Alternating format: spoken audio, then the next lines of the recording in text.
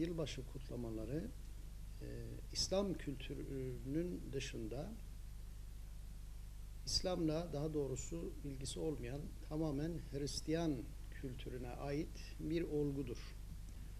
Ancak ne var ki bu yılbaşı kutlamaları İslam dünyasında da bir hayli yer etmiş durumdadır. Oysa ki yılbaşı kutlaması diye İslam kültüründe herhangi bir aktivite söz konusu değil.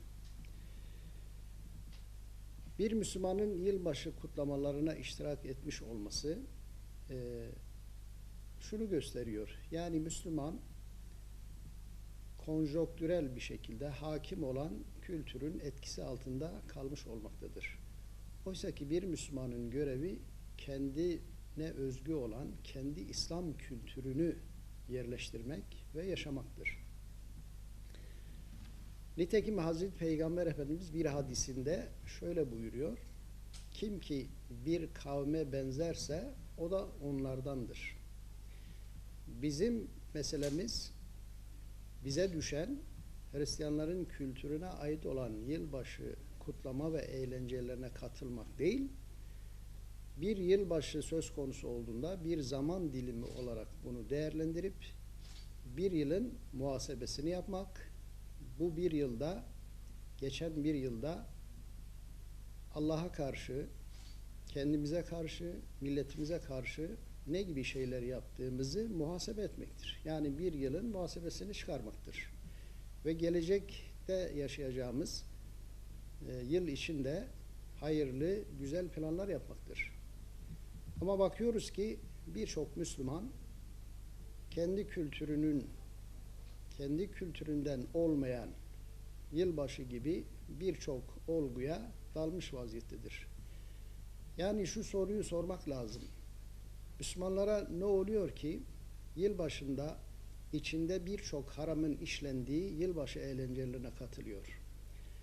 Yani Müslümana ne oluyor ki haram olduğu bilindiği halde milli piyango bileti alıp ondan bir medet bekliyor.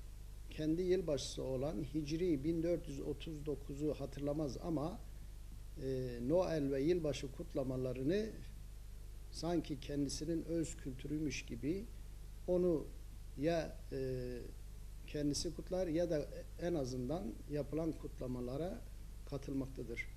Oysa ki bir Müslümanın çok daha bilinçli, çok daha şuurlu bir şekilde kendi kültürüne değer vermesi, kendi kültürünü yaşaması ve onu yayması gerekir. Bizim bu konularda bir Müslüman birey olarak hem kendimizi hem çevremizi, tabii ki öncelikle ailemizi bu konularda uyanık tutmak, bu konularda bir bilinç sahibi kılmaktır.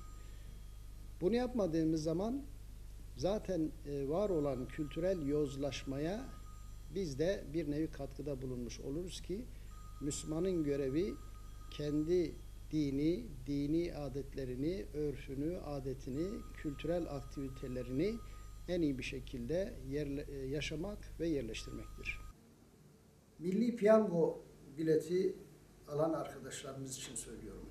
Milli piyango haramlığına kesin olmayan şekilde, yani haramlığı kesinlikle tespit edilen bir durumdur. Şunu söyleyebilirim. Bir benzetme yapmak istiyorum burada. Nasıl ki kanser insan sağlığı için ölümcül bir tehlike ise milli piyango ve benzeri kumarlardan elde edilen para da helal kazancımız için aynı mesafede çok büyük bir tehlikedir.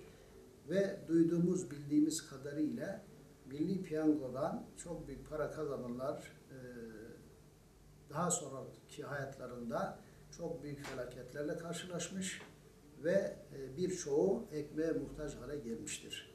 Müslümanın bu bilinçte olması ve milli piyango ve diğer helal olmayan kazanç yollarından kesinlikle kaçınılması gerekir.